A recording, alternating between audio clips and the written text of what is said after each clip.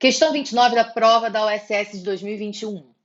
Antibióticos são drogas com toxicidade seletiva para bactérias, com grande diversidade de estruturas químicas e ação farmacológica. Porém, o mecanismo de ação de alguns antibióticos pode interferir no metabolismo humano, por causa da variação estrutural das subunidades ribossomais nas organelas celulares eucarióticas. Questão clássica falando dessa diferença, né, dessa comparação entre a estrutura de um ribossomo de uma célula eucarionte e de uma célula procarionte. As bactérias são organismos procariontes, né, organismos compostos por células eucariontes, e que aí, nesse caso, por ser uma célula eucarionte que forma a estrutura de uma bactéria, a gente encontra ribossomos 70S. Enquanto numa célula eucarionte, os ribossomos encontrados no citosol dessa célula são ribossomos 80S. Aqueles ribossomos livres na estrutura celular, né, no citosol da célula eucariótica, ou aqueles ribossomos aderidos ao retículo endoplasmático rugoso, eles são ribossomos 80S. Só que se a gente analisar uma célula eucariótica, a gente não encontra ribossomos só no citosol da célula, livre ou aderido ao retículo endoplasmático rugoso. A gente encontra também ribossomo no interior de organelas energéticas. Se for uma célula animal, a gente encontra no interior da mitocôndria. Se for uma célula vegetal, além da mitocôndria, essa célula também apresenta cloroplasto. E no interior dessa organela também é encontrado ribossomo. Só que tem um detalhe. O ribossomo que você encontra no interior de mitocôndrias e cloroplastos é um ribossomo 70S, um ribossomo semelhante ao que a gente encontra em células bacterianas. Inclusive, existe uma hipótese, que é a hipótese endossimbiótica, uma teoria, na verdade, que é a teoria endossimbiótica, que explica a provável origem da mitocôndria e do cloroplasto, porque elas duas são organelas que possuem capacidade de autoduplicação, né, porque elas têm DNA próprio, e elas têm capacidade de realizar síntese proteica porque possuem os próprios ribossomos, além de ter o próprio material genético. Só que esse ribossomo que ela tem é um ribossomo 70S, semelhante ao ribossomo encontrado em células bacterianas e células procarióticas. Isso é uma das evidências aí que a gente tem da provável origem da mitocôndria e do cloroplasto, né? Provavelmente essas organelas energéticas que a gente encontra dentro de uma célula eucariótica, a origem delas vem de uma célula procariótica. Mas vamos lá. Ele vai citando aí, nesse caso, que uma das possibilidades de ação do antibiótico é justamente agir sobre ribossomos, ou seja, age sobre ribossomos que são 70S.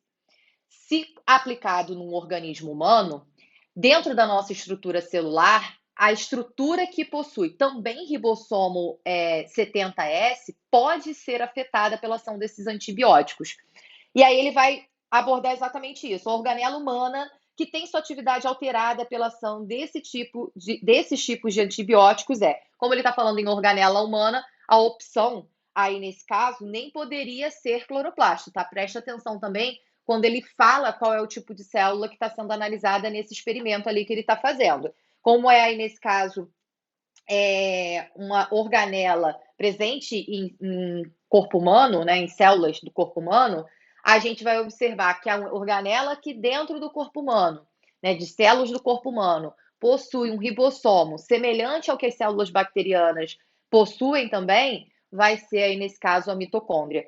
O lisossomo, ele é uma organela, né, em forma de vesícula que contém uma série de enzimas digestivas que promove a digestão intracelular na nossa estrutura,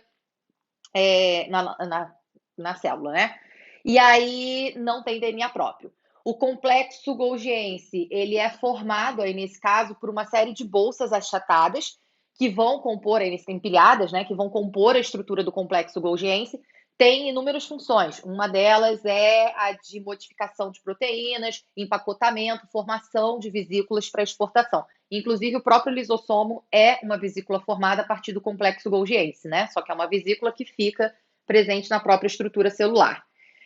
Não tem também, aí nesse caso, complexo golgiense, material genético próprio.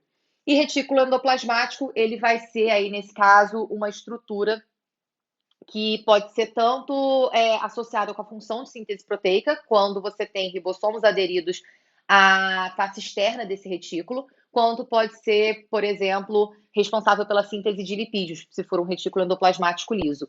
É o rugoso que faz a síntese proteica. O liso não faz só síntese de lipídios, tá? Mas eu estou dando só um exemplo mais clássico da função.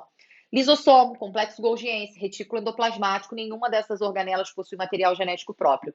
De fato, no organismo humano, a célula humana, quando analisada, além do núcleo, o único DNA que a gente acha ali dentro, além do núcleo, é o DNA mitocondrial, que inclusive a gente chama muitas vezes de DNA extranuclear, né? Porque o DNA, quando a gente fala, a primeira coisa que associa na cabeça, pô, núcleo, DNA, núcleo.